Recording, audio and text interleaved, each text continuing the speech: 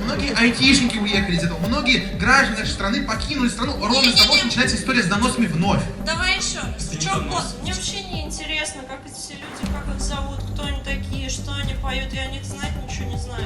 Вы не знаете Басту? Если закон нарушен, я Басту, я, конечно, знаю.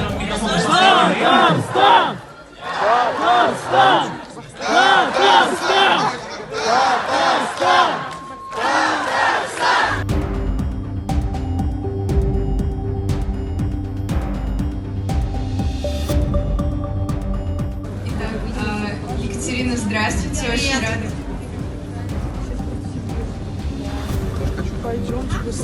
Екатерина, очень рада вас видеть в городе Казань. Меня зовут Анастасия.